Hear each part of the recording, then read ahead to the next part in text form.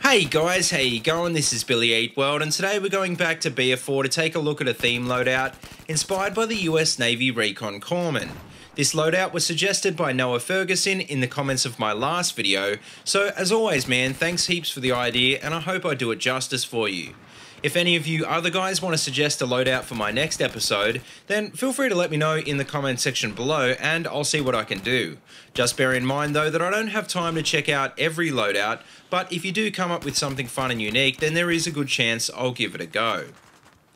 But anyway, the US Navy Special Amphibious Recon Corpsman, or SARC, are the elite combat medics of the US military.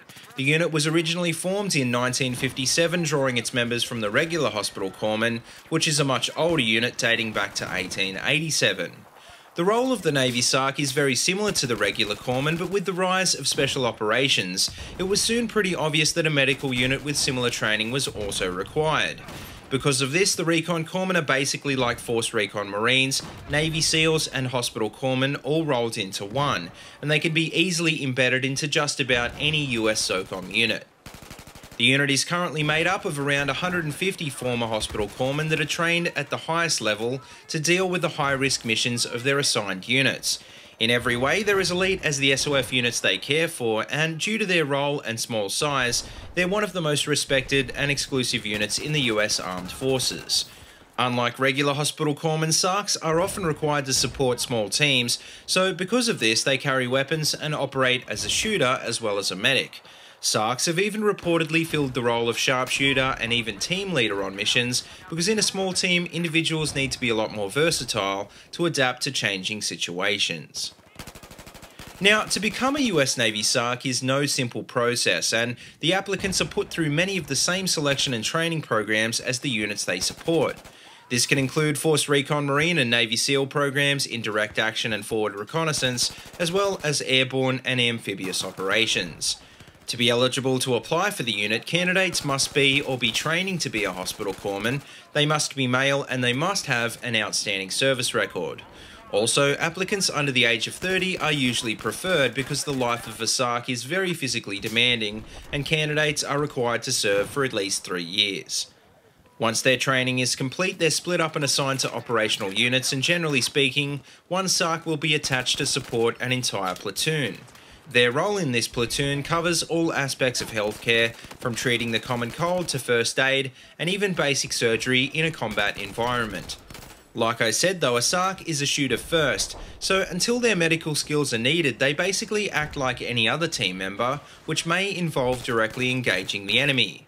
As soon as a team member is injured though, their job as a corpsman kicks in, and from then on, treatment of their team members becomes their #1 priority.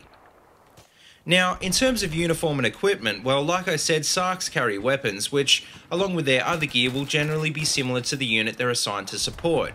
For example, a corpsman assigned to a SEAL team might be equipped with a HK-416 and a P226, whereas a corpsman assigned to the Marines might carry an M4 and an M45. For this loadout though, I've decided to run with the M4, the SEAL knife, and the standard pistol of the US Navy, the Beretta M9. To round out the loadout, I'm also running with the med bags, the defibs, the smoke grenades, and the combat medic perk, which all in all I think is about as realistic to the theme as we're ever going to get. As for attachments, well, as you can see in the thumbnail of this video, the shooters are using the M4 with various attachments you'd expect to see in the SOP mod kit. They're running with a pretty standard CQB setup, including the EOTech holo sight, the laser light combo avert grip, and what looks to be a standard barrel. On the M9, I'm not running any attachments because, like I've said in previous videos, most military forces can't justify the cost of expensive attachments for sidearms. To be honest though, the M9 has a pretty decent profile, and it's not like it has any major problems, so it's not really a huge deal to run without attachments anyway. Now, as for how these guns performed in-game, well, the M4 I think is one of my favourite guns, but being a burst fire only weapon is not necessarily a good thing for a carbine. The M16A4, for example, is pretty much the exact same gun, except that it does more damage at long range and it's got better standing accuracy. The M4 does have slightly better stats for hipfire and moving accuracy, but generally speaking this is more important in close range, which isn't the strong point of burst fire weapons.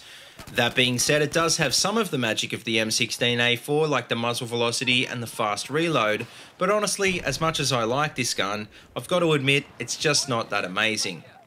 The same goes for the M9, which once again is another solid gun, but not particularly impressive compared to some of the other guns in the category. It's not that bad for finishing off enemies, and it can win head-to-head gunfights if you're lucky, but it's not a gun that you can rely on as a primary like the 93R. Thankfully, you don't really need to rely on it that much because the M4 has such a fast reload time, and it's pretty rare that you get caught on the reload. And that pretty much sums up how sidearms would be used in the field as well, which pretty much explains why there isn't really a need for any attachments on this gun. So all in all, I think this is a pretty good loadout, but as you probably know from my other videos, along with a lot of assault players, I'm just not really a fan of playing medic. Back in BF3, when you could revive people to 100 health without charging your defibs, there was a lot more incentive to run medic and risk getting yourself killed for other players. And that's the problem with trying to revive players, because unless you're reviving one of your friends, you often won't know how the guy got killed and where he got killed from. A lot of the time you'll take the time to revive a player only to get yourself killed, so you've got to wonder whether it's worth losing 2 players for the chance to save 1. Apart from the defibs though, the only other real big difference from what I usually run was the combat medic perk, which I can't remember ever actually using before. As far as I know, this perk lets you throw more than 1 med bag and charges your defibs quicker, which honestly is a pretty damn good idea and is probably worth using. The rest of the gear was pretty much in line with what I'd normally use though, especially on rush, and as long as you play defensively and stay behind your squad, you can really help them out quite a bit. For this reason, I'm not sure this is a loadout that I'd go for when I'm running Lone Wolf, but with a bunch of friends, then yeah, definitely, I think it is worth giving a go.